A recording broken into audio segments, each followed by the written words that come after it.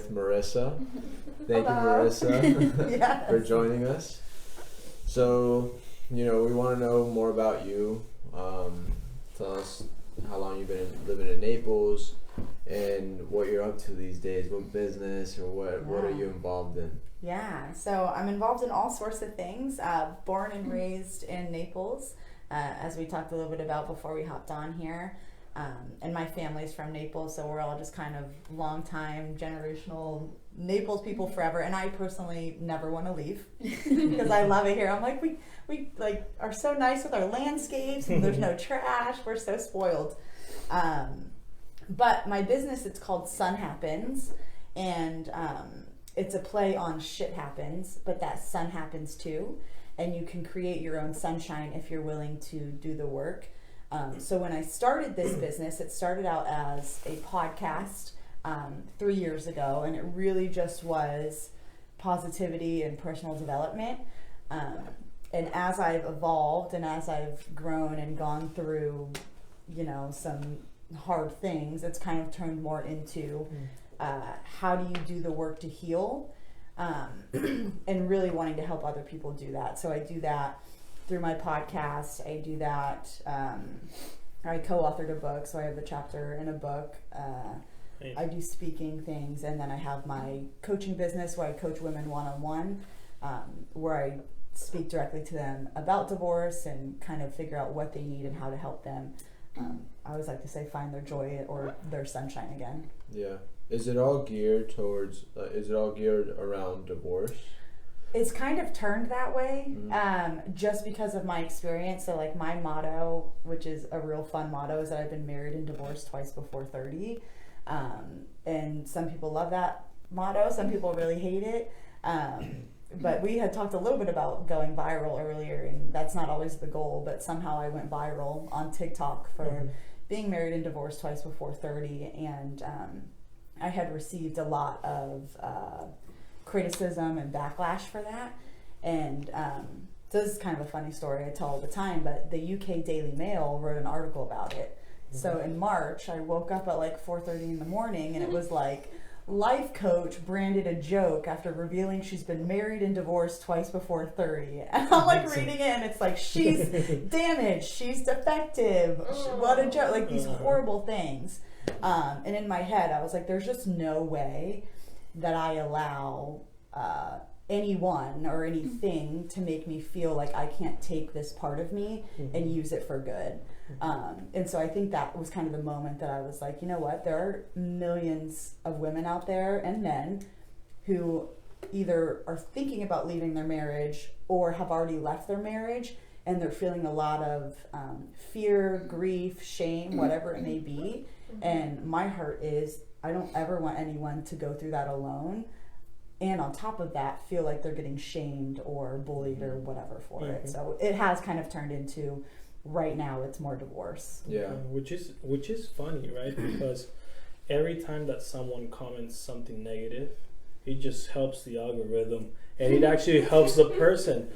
People don't think about it, but every time you are commenting something negative on a positive person or someone that wants to bring value, all you're doing is pushing it up. Yeah. You're just helping. Yeah. That's why you see sometimes some of these celebrities or different people that do like podcasts. Yeah. Just, it's like a clickbait, right? Yeah. And just gets people's attentions, and people comment, and the majority sometimes comment negative things, right? But that's just helping. Yeah. And in your case, it just makes you more known. Yeah. And for what you're doing. So yeah. Thank you. Yeah. Thank you, haters. Why do you think so married and divorced before 30? Why do you think that is? Yeah. Well, the world will be like, because you're damaged and you have issues. And what's funny is I actually agree with them. Not to the point where I think that I'm damaged, but that I was the common denominator in both of my marriages. So like, I have taken a lot of time to kind of like stop doing this to my ex-husbands and being like, you guys are the problem, and being like, okay, right. Where can I have grown and learn and all the things. I just think that so many people have things in their past that impact how they show up in their life and in their relationships. And that was happening to me at a very subconscious level, and I wasn't aware of it. So like my fear of intimacy, right? And I know that those are kind of like buzzwords, but like literally, like if I would get too close with a partner, it was like, no, actually I'm good. Like you just stay far enough away. Or like I didn't know who I was, and I was a little insecure, so I was scared to speak up in my relationship. So when something occurred that I didn't like, it was like I didn't know how to set a boundary, and then I would just kind of like harbor this resentment for years toward my partner, because I'm like, how dare they talk to me that way, knowing full well all I had to do was, when you talk to me this way, here's what I will do, here's what, you know, and if it stops, great. If not, so there's a million reasons why I'm divorced. And then you throw in like childhood trauma and other things, and it's just kind of like the perfect storm. Do you feel like you married too young? I don't think I married too, I don't know. How old were you? I was 22 the first time. That's young. Yeah, and then but people get married at 18 and stay together forever. You know, I think it's more about like your maturity. He's like, yeah, you were too young.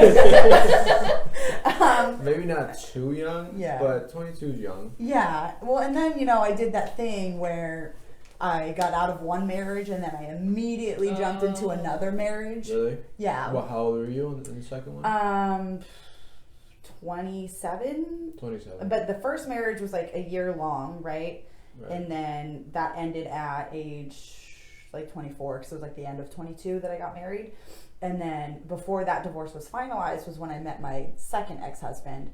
And it was just like, I didn't take any time to be alone. I didn't understand what had gone wrong in my last relationship. I just thought, oh, this person wants to marry me. He thinks that I'm worthy. I don't think that I'm worthy. So like, let me just accept this man who wants me. Yeah. And then we're just together ever since. Was it the men that pushed for the marriage? Or do you think it was you that pushed a little bit more for the marriage? I don't know that I think either way. Like, I think we were on, at the times when we were like happy, we were on the same page. It was like, like, you know, how did that conversation spark at 22? What, Yeah. Do you remember who might have? I remember, I was talking about this yesterday. This is a side note. Literally my first marriage, we met in college, and my college volleyball coaches pulled me aside and they took me into a room and they were like, this is not good. This is toxic. You should not be with this man. And I was like, you don't know him. He's lovely, you know? And, but anyways, both men I had dated for like 3 years before. Okay. And so it always kind of felt like the natural next step. Like, I've been with you for 3 years. We're graduating college. Like, do we go our separate ways? Do we move in together? Like, what's the plan? And so it kind of almost felt like we were just following a timeline or a standard that was set by culture, because we thought that's just what you do. Right. Yeah. Do you still talk to them? Or you... No, they don't like me. That's like one thing I know for sure. They're like, we want nothing to do with her. I don't know why. I think I'm great. Probably because I talk about divorce all the time, and they're like, would you just let it go? I'm like, no, it's my whole business. Yeah. Do you think that, well, of course that helped your business, right? Yeah. To kind of have a value say on what you're saying, right? Yeah, that's like one of the things, like when that article came out, that was talked about in the article, because I'm like, y'all want so badly to disqualify me from being able to help people through divorce, but my divorce is uniquely qualifying me to help people who are going through this. I've done it twice, and like, I didn't just do it like willy-nilly, like get married to get divorced. Nobody gets married to get divorced. Yeah, you were with them for a Yeah, while. like I loved them. So it's like, I know how to navigate this really, really hard thing. So yeah, I absolutely think that it uniquely qualified me to help walk other people through this. I think it's a really hard place to be. So Yeah. Oh yeah, of course. Yeah. Do you think that. yeah? Do you think that now would you wait longer or maybe think it out and be completely on the same page with that person that you're gonna go into that next big step with? Kind of like get the kinks out of the way. It doesn't have to be perfect, but in a relationship, if you know that there are certain things that need to be fixed or worked on more, maybe it's not the best time to take that jump. Just get married. Like, what would you Yeah. say to somebody? Like, do you think something that's overlooked a lot is how important communication is in a relationship? Yeah. And it just doesn't until the highest level that you can possibly communicate on. Yeah. What would you suggest to people to do prior to taking that big step? So I read this book. It's called The Mastery of Love by Don Miguel Ruiz. And the premise in that book was I don't get to tell people how to love me. I get to observe how they love and decide if I want to be a part of it. So that's when a really big thing for me is I don't want to go into something ever with the idea of trying to change them or them trying to change me. I want to have this set of standards. This is what I want in a man or woman if they're into women. And that's how I want to make my decisions when it comes to relationship. Here are my core values. When I meet someone, do they align with that naturally by themselves? Not because I'm I need you to be this way or I need you to change. What are those things? For me, I think one of the big things you said, right? Can I be completely open and honest with that person? Can I be fully authentic Marissa, good, bad, or ugly, and still be received with love? When I do speak my honest truth with these people, am I met with grace and compassion? And anything else outside of that, I think can be figured out through communication, but those two things to me are the biggest things. Can I be authentic, and am I met with grace and kindness by my partner? What about how would you generalize what women are attracted to in a man? What about financial stability or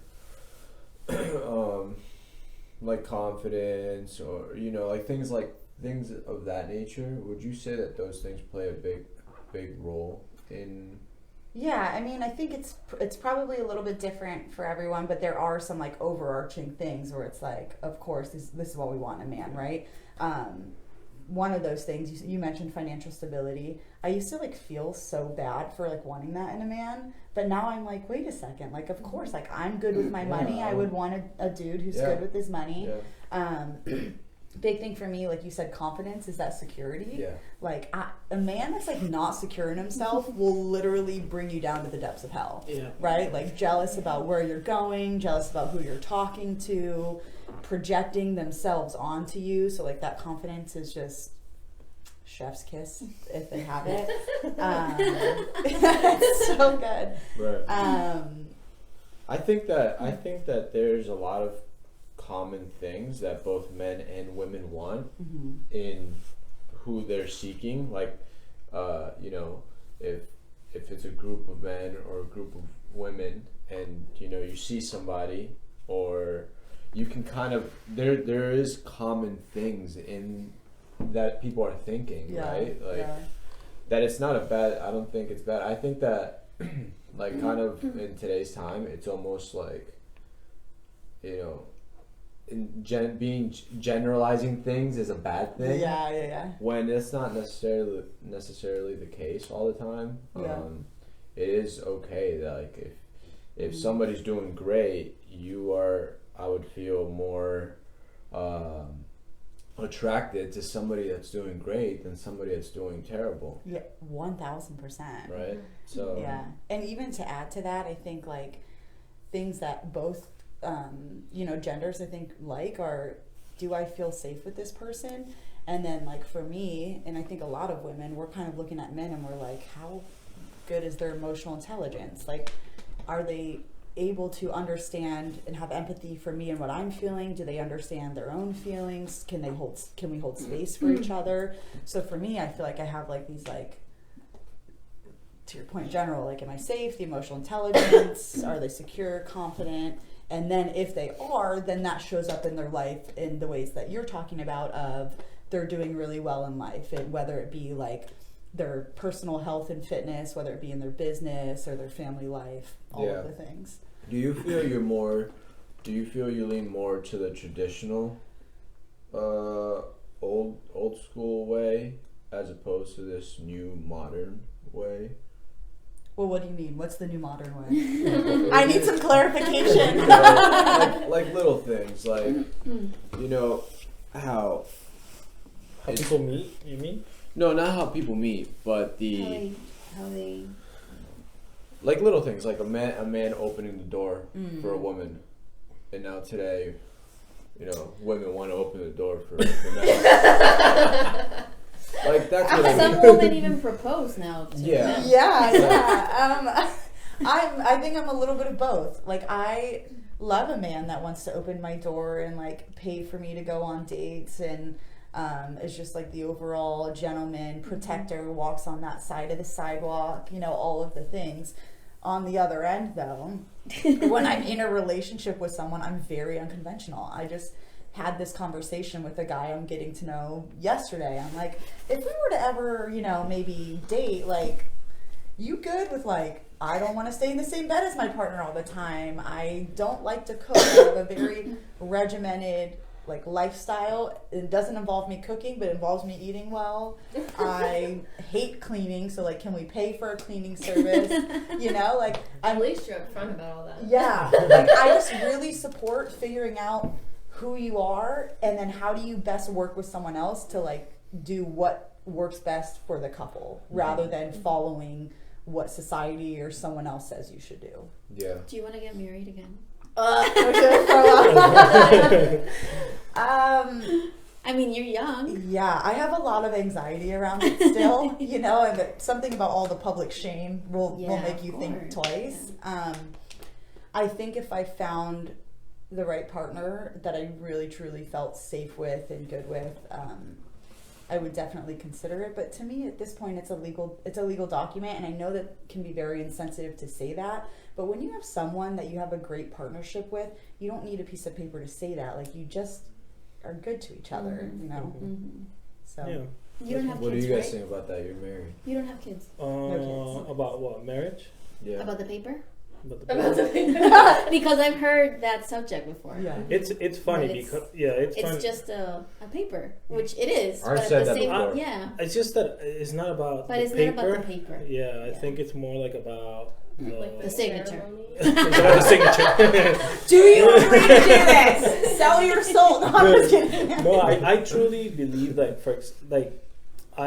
when I talk to friends or family, and sometimes they're like, yeah, well, I have a lot of experience because I've been with many girls, and I'm like, well, Really? that's like that's one way to see experience. To me, that's the easiest way. Yeah.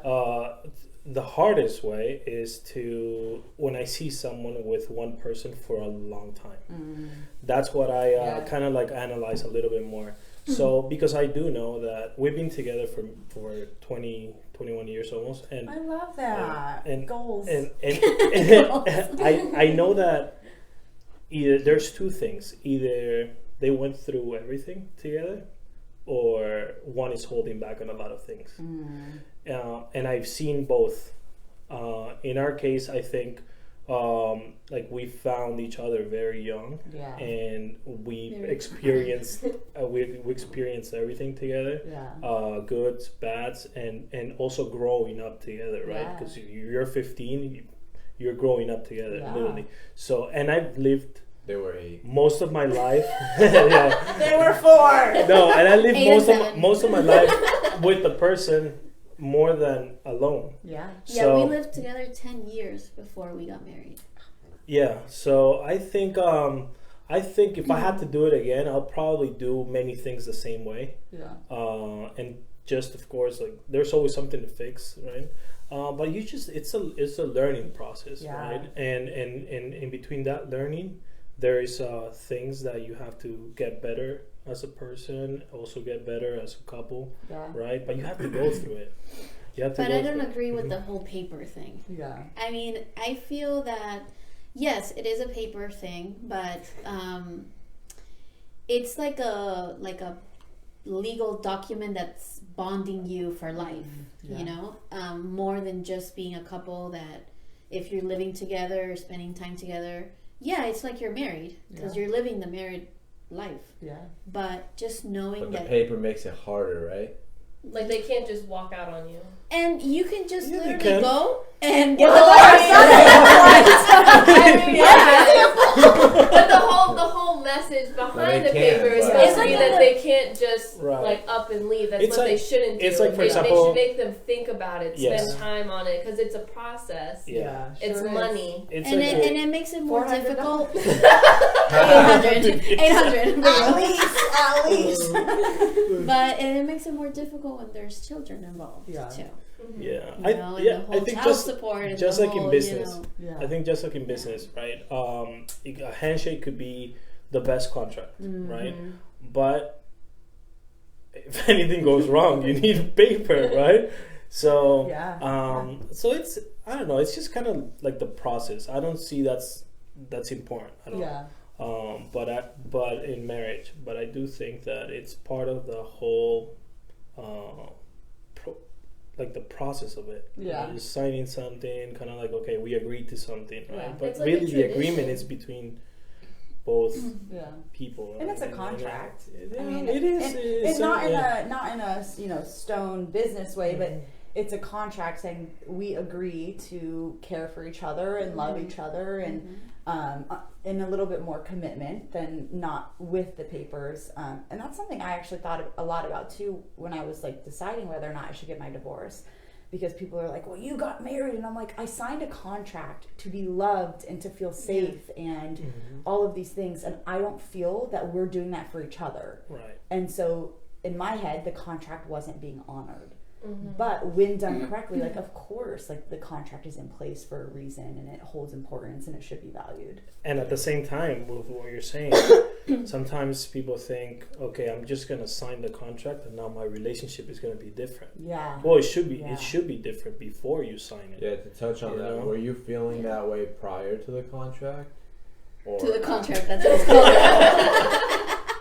That's what I do to people. Hey, I Shay. just caress There's Now- like in a marriage.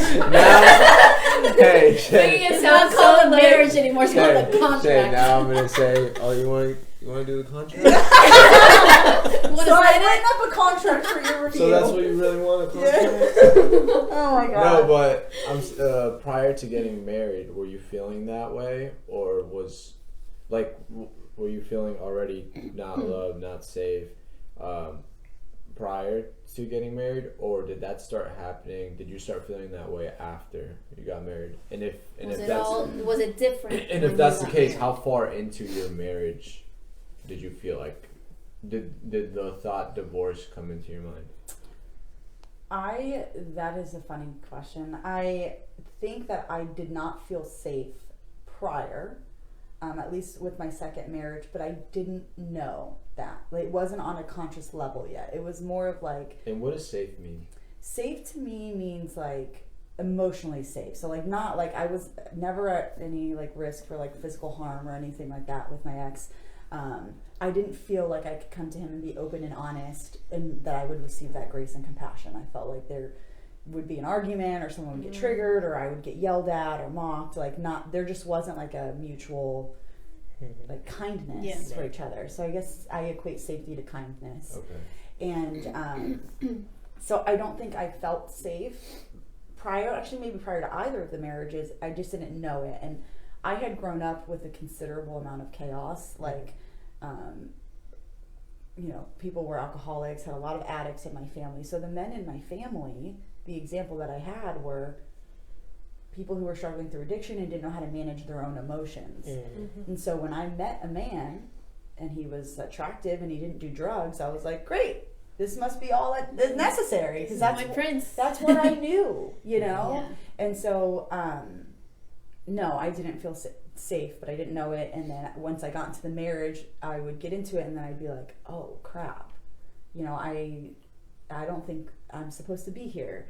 And so I can't pinpoint a moment in those marriages where I was like, I want divorce or whatever. What I can tell you is that I just wanted to feel good. And like now, as the person a year and a half past her second divorce, like the healed version of me that knows myself, that knows how to listen to my inner voice, that knows what I want in this life and in another person, would never have selected the men that I selected, not because they're bad men, just because they wouldn't align with who I am. Right. Yeah. Got it. Speechless. Everybody's Everybody's thinking. You know, it's great when we had to think about the next question. the next part of the contract. No, yeah. How long have you been single now? So I left my second marriage in May of 2021. So about a year and a half, which I know doesn't seem like a long time, but I had never been single since 8th grade. I was dating a man in 8th grade, broke up with him in college, started dating the next man in college, married him, started dating the next dude, married him. I feel like that happens with a lot of people. Like they don't even realize it, but it's almost like maybe it's from like childhood traumas or how you grew up, but you kind of like, a lot of people I've noticed, it's not like just you. Yeah. Thank you. Like people kind of just go relationship to relationship nowadays. Yeah. Like they can't like be alone. And I feel because like my mother was like that. Yeah. I feel like my mom's always had somebody, you know. And then like sometimes you just need to make sure you take that space to get to know yourself again, because you become another person when you're with somebody, whether you mean to or not, because you adapt to them, how they live, how they are, and then you might change a little, not like in a bad way, but you grow. Yeah. And being with people like that long, like then how do you know who you are? Yeah. And the question I like to ask people is like, what would you have to face if you allowed yourself to be alone? Right? Like if you weren't consistently in a relationship or around people or coping with alcohol or eating or whatever it is, what would you have to face? Like what tough thing would come up for you that you're like, I'd actually just rather not? Because culture is just all about this false pleasure. You should feel good all the time. And here's all the things you can do to feel good all the time. But then we're missing that 50% of ourselves where life is 50-50. There's going to be 50% hard times. And if we don't know how to properly process and manage those emotions, that's where I believe we get into relationships we're not supposed to be in, or we binge drink and binge eat. I did all of them, by the way, because I didn't know. I'm like, I just know that I feel bad. And if I sit alone with those things, I'm going to feel worse. So I'd rather just not. And I did anything not to feel. Yeah. Did you ever feel like you being a divorce coach, that you went through divorce, and then do you think, or are you waiting for this time where you're married again and you feel like super happy? Do you think what you do is gonna have you ever thought about it? Do you think it's gonna have more weight to what you do? Yeah. Like sometimes she tells me, when you're quiet for a long time and then you ask a question, I'm like shaking because I don't know what you're gonna ask. But I really want to ask those like uncomfortable questions, because I think that's when we get the most out of the person, right? Yeah. Like, have you ever thought about like maybe sitting down at home or anywhere and be like, okay, well, if I was married, this what I do will have so much more weight on people, or maybe you never like thought. weight to them, like a burden to them. He's saying like no, he's saying like you're a divorce coach. Yes, you've been divorced twice, but would it be better if you were now married, happily married, right? I quote happily married, and doing the same business as opposed to right now coming off of the like seeing that I could like maintain a happy relationship after or something like that. But I'm asking it in a whole good way. Like, No, it's really hard to offend me at this point. Unless you're like, you're damaged on the couch. And it's a sincere question. Like, I do think it would carry more weight for some people because of the perception and how people think. But at this point, I'm not necessarily trying to tell people how to stay married or how to stay in a relationship. My goal is two things. If they're already divorced, how do I help them get through that? How do I help them process their grief? How do I help them create whatever life they want to create now and not have to look back or hold themselves in a place of shame forever? Or I want to help people that look at me. I get messages every single day that say, I don't know if I want to be with my husband. Should I stay or should I go? Right? And my answer to them is, I can't answer that for you, but I can ask you questions and I can help you make that decision because I know what it looks like to figure out who I am and what my intuition sounds like. And so I don't know that it's necessarily relevant because it's like I can help people make powerful decisions that are all their own. It's not me telling them get divorced because I would never say which way they should go. So I think it would carry weight with some people just because of perception. I don't know that it actually matters. And at that moment, they can actually relate with what you went through and where you are right now, and you can, right? So that's good. I thought. When do you offer you did the opposite. your podcast? Do you just do it? You do it every day, or? So my podcast, this past year it was bi-weekly on Mondays. This year coming up, it's going to be super just focused on divorce. So just kind of going from that positivity, personal development to that inside the niche of divorce. And that will be anywhere between 2 to 4 episodes a month. So it could be bi-weekly, it could be every single Monday. Because I've got some really good people that just, like people that want to talk about the whole should I say or should I go, people that had an affair, like how do you recover after having an affair, people that are like, I divorced a really good man, right? Because no one talks about that. Like, how do you leave a good man? Because that person wasn't where she or he needed to be. You just decide that person doesn't align with you anymore. It's not about the other person. They can be the best person in the world, but if you don't want to be there, you don't have to. And because I want to is a valid reason of not wanting to be somewhere. The world will tell you differently, right? The world will be like, how dare you say that, Marissa? But like, with anything you do in this world, because I want to is a full sentence. You know. What do you think about like the people that sometimes say, "Oh yeah, no, she's crazy," and then they meet somebody else. No, she's crazy. Red flag. Oh no, I had to right. Red flag. The crazy one is you. That's what I. Not her. That's what I think. Like okay, maybe it's time to like check on you first. When I'm getting to know people, that's one of the first questions I ask, right? Why did your last relationship end? What did that look like? And if there is no personal ownership, I have a problem with that. Like self-awareness. Yeah. I think that's so important. The biggest thing. And it gets so overlooked for everybody. People don't even think about it. Yeah. Like everything happens to people. That's how it's... That victim mentality. If you're self-aware, I feel like you can speed up the process of a lot of things. Like anything you get into, relationships, friendships, business, goals. If you're just self-aware, it helps out a ton, especially in this industry, right? Yeah. Do you think that with the people you've spoken to, do you think that is like a common thing between everybody? Do you think people lack that, or what do you see that's just what do people lack the most? Like the patterns.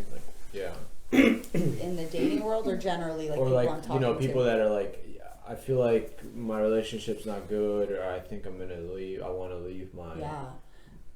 It's a mismanaged mind, and what I mean by that is everything that I coach. There's a process. Like everything that happens in the world fits into one of 5 categories.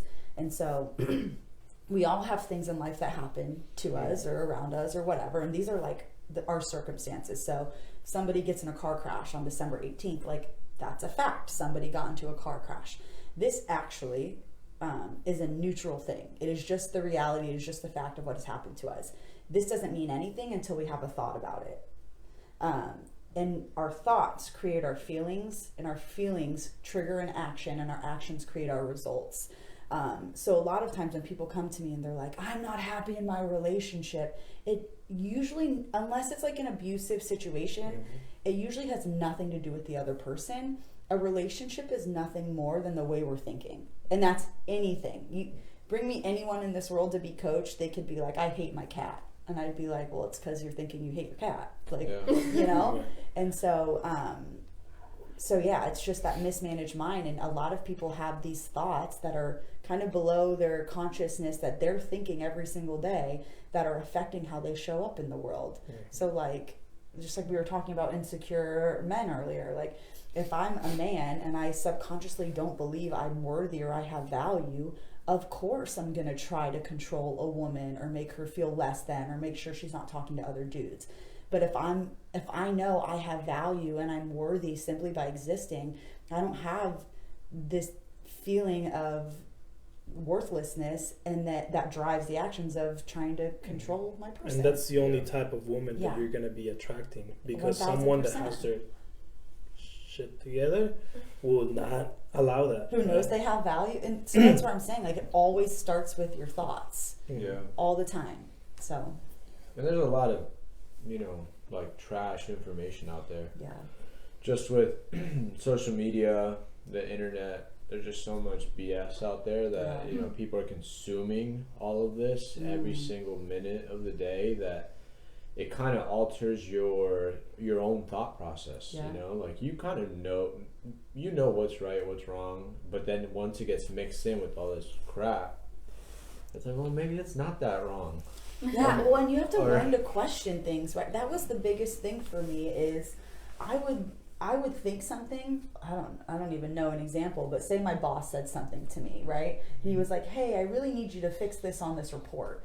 My immediate thought would be like, God, he's such a butthole, right? Or whatever. Or like, this is just an example. This didn't actually happen, boss. But what I'm saying is like, if I think to myself, he's such a butthole, then what do? I think then I feel like I'm a bad employee, and then I start showing up as a bad employee, where like, really, like it could have just been like he was trying to help me. He was trying to give me whatever. And so I started, when I think a thought like that, so if I think, oh, he's a butthole, which I love saying that over and over again, but if I think that, my first question is, is that true? And like, even if it were true, how is that serving me? Even if he were truly the biggest butthole on this planet, how does that serve me as an employee? Because it doesn't help me show up as a better version of myself. So that's a thing I talk to people a lot about too. Some people are convinced that their husband is the devil. And I'm like, okay, cool. Let's just go with that story. Let's just say that that's true. I don't believe it. I don't buy it, but like, let's say it's true. Is it serving you? And then we like go through that model of thoughts and feelings and actions and the result that it's creating in their life, and they'll be like, oh, no, it's not. Because when I think my husband's the devil, I actually end up showing up and treating him and being the devil back to him, So it's just always so interesting. Like, just it's always good to just be like, is that true? Right. And is it actually serving me? Right. And if not, it's okay to choose a different thought. What made you create this podcast? When this was 3 years ago, right? So I just knew I was selling LuLaRoe at the time, which is that like network marketing or whatever, like clothing company. And I loved it. I made like $30,000 in that 2 years. And I was like, this is so fun, but I don't actually like the clothes. And so I thought, okay, what are the parts I did like about LuLaRoe? I liked that I got to be connected to women. I liked that I got to build them up and encourage them. I liked hearing their stories and practicing empathy. So how can I take the best parts about this LuLaRoe business and put it into something that more aligns with like the person that I want to be? And to me that was, okay, the connection, the community, the empathy, and the personal development and learning. Boom, podcast was just like the best next step for me at that time. And I just feel like there's value in like learning and growing and connecting with people. So to me, I'm like, no brainer. Yeah. Yeah. It's like the more people you know, the more you understand. Will you say the more people you know, the more you understand life? Mm-hmm. You know, because everybody has something to teach you, Yeah. right? And right when you jump into podcasts, is this when you got like bullied online? Oh no. You know, people still liked me then. They were like, "Look at her doing this cool podcast thing." So the online bullying really started like this past year when I really decided I'm going to be vulnerable and open up about the fact that I've been divorced twice, which I think is kind of taboo, right? Like people that are in their marriages, in a marriage that they don't want to be in, or in that like in between. It must be really hard to see someone be able to come out and be like, no, yeah, I just got divorced because I wanted to, and I don't really know, but yeah, no, it was just this past and it just year. it just brings so much value because you went through it, right? Yeah. It's like if someone has a long relationship and like in my case, it never been to divorce, like right? What do I have to say about that? You know, like. Yeah. I can't tell you experiences, so I don't know how much value that will have. Yeah. I can tell you what I think works in a long relationship, what doesn't work in a long relationship, but talk about divorce and all that stuff. I think it would be like. What would you give advice to a young couple? You know what I just thought? I'm sorry for laughing. You know, He's just like looking at his screen, like, what is that thing? And then he just starts cracking up. You know what happens? You gave me the Daenerys face. No, you know what happens? I think it's the socks. No, it is. They're totally throwing you off. Yeah. I'm trying to be serious here, but when I look at your socks, it's yeah. So. No, I was asking before you guys interrupted. Yeah, she was talking. Yeah, what was your question? That's what I'm saying. Women empowerment. Yes, please. So what advice would you give a young couple, 22, 23, which is when you got married the first time? What advice would you give them if they were thinking of getting married in that age? Yeah. Is it about age? Is it about maturity? No, is it it's all about where you are being- as a relationship? Really? It's not about age? Just because, I think like, age is you know, a number 20, for me. Yeah, it's a number, but at 18 you can't go into a club. Yeah. You know what I mean? Here's And what I'll like, say. Do I think a lot of people at 18... He's so black and white. I'm sorry, like. But it's okay. No, but I But don't mean no, it that it's black and true, white. I I just mean- feel like, 23, you're like in that college Yeah. years. And not saying that you're going to college, but I feel like You're do you still really figuring know? it out. Yeah, do you really know yourself that much at 23? Do I think a lot of 18 to 23-year-olds know themselves? Probably not, because there's a lot of 70-year-olds that don't know themselves. Yeah, yeah. That's but- why I say But age what is a I number. and what I will say is there are some 17-year-olds that are more self-aware than 43-year-olds, Mhm. and a lot of that depends on your life experience and what you've gone through. Maybe they were introduced to the thought work a long time ago. I don't know. Yeah. I don't know. So it's very just circumstantial.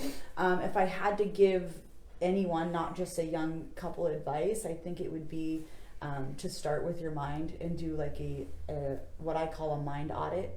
What thoughts are driving your life right now?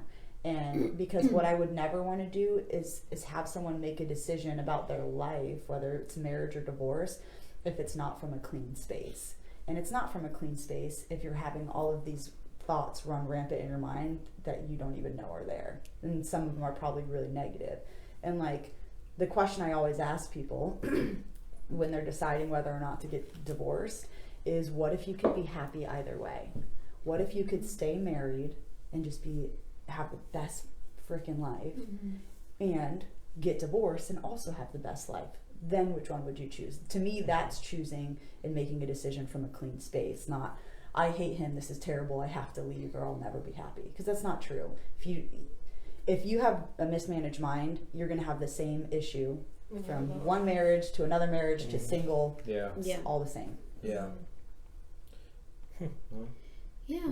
I mean, for me, it's more the person than because we were talking about this a couple days ago. then, because we had our first child when we were 7. Well, she was born at 27. So it's kind of like their age, and they were saying that they. His face, I can't with him sometimes. I need one of those commentaries. You were like, we had the kid at 27. He goes, But they were saying that, like, I'm right 25. now, they're 25, So, 26. I mean, 26 we had her, but 27 she was born. And 26 we said, okay, we're ready. Actually, 25 we said we were ready. Yeah. Because I've that's when always we got said- married at 25. Yeah, and I've always said 27. For some reason that to He's me was obsessed with that number. I don't know why, but to me that was a it comes down to self-awareness again. You know, like yeah, you that's know the thing. It's not the age. It's when Yeah. you're ready, when you feel. knowing what you want, what aligns Exactly. with you, understanding your inner voice. Yeah, but even when we were 23 And or don't 24, do it because people are saying, okay, you're 25, when are you getting married? Like, Like no, me. it's when you're ready. yeah, Yeah. and we- Because then you'll get a divorce. yeah, It was an accident. You know? Yeah. yeah. When we were 22, 23, like she thought she was ready to have a I was baby. always ready. Maybe she was. Like I'm I not always inside of wanted her, to. so. What did you say? Say it again. That sounded kind of weird, but I didn't mean it like that. What did I you didn't mean it say? like I'm not inside of you, so I can't really. I don't really inside your brain. Like, I don't know how you think. It just sounded kind of weird. So yeah. So I didn't know what she was thinking, right? Sorry.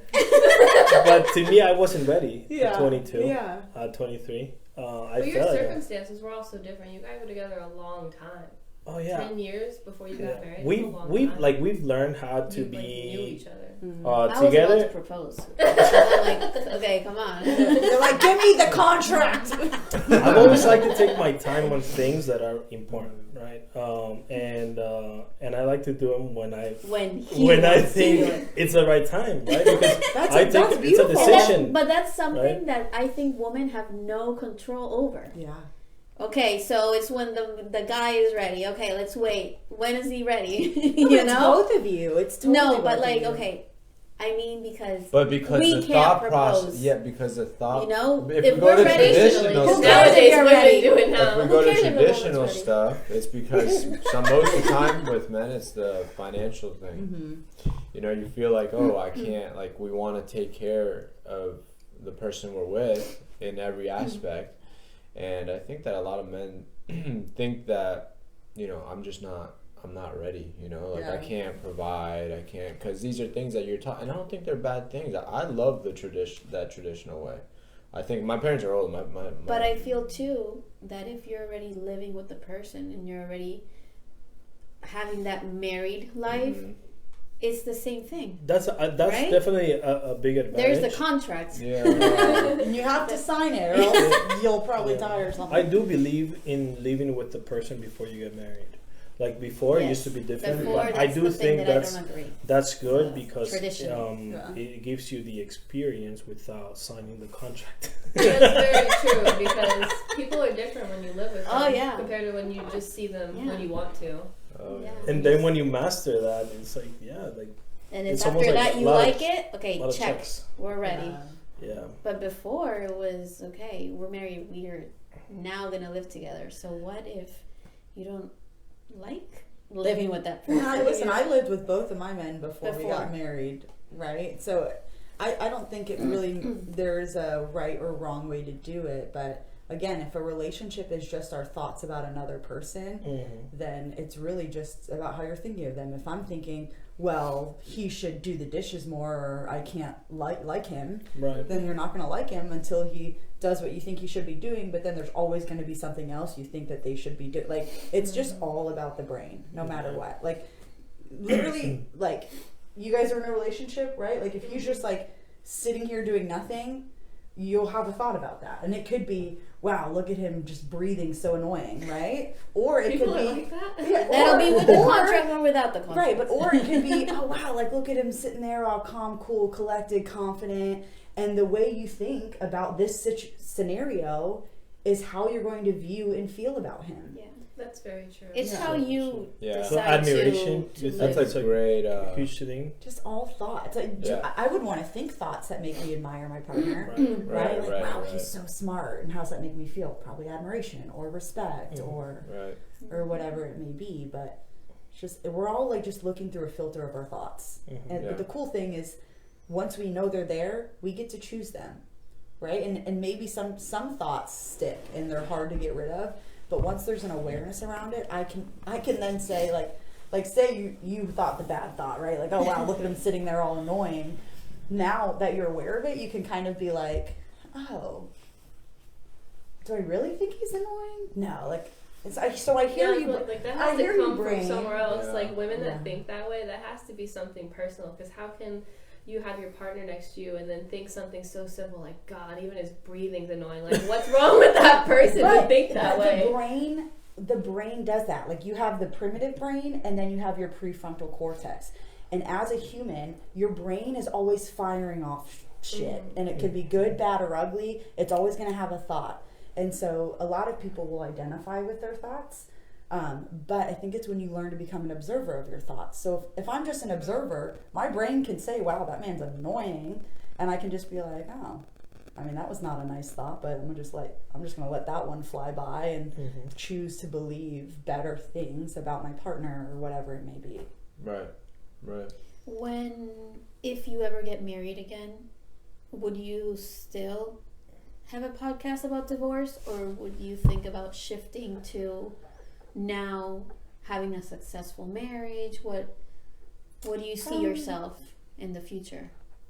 Yeah, I think that my brand, because I feel that I am the brand, will evolve as I evolve. And so whatever that looks like, whether I'm in a relationship, whether I'm still single 10 years from now, whatever it may be, I think that it would just evolve in that way. My ultimate goal would be to coach anyone on anything, because we're all humans. We're all actually real similar. We all have brains. Our brains do the same thing, just in different scenarios. And I think that this level of awareness and this thought work is so important for people to really be able to go and create a life that they want. And that I just want every person to hear it and to know it, so they can make the life that they want and not have to die being like, wow, did I really live? Right. Wow. Yeah. Well, we're really thankful and happy to keep meeting people like you, that always brings so much value to us and other people as well watching. I think it's been like, we started this probably 3-4 months ago, and the amount of people that we've met and the stories, it's been like great. It's great, and really it's a blessing, honestly. This year we're closing it with this blessing of meeting people that brings so much to us, and we really appreciate your time. I mean, with all the interviews, we could literally go longer with I'm sure. we can have a conversation the whole day, but we really want to, I know your time is valuable, and thank you so much for sharing all that information with us. And do you have, before we wrap up, do you have something else that you want to say about your podcast or about anything? Any advice? Not really, because what I'm doing that thing where I just believe my people will find me. Yeah. So I think if anyone's listening and they resonate with anything that I've shared and I've said, and they reach out, they can either reach out through you guys or find me on social media. And I think that they'll find a way to do that. Like, if it was that good, they'll be like, I gotta find her and I gotta know who she is. Excellent. Well, thank you so much. We really appreciate it. Yeah. Thank you guys. Take care.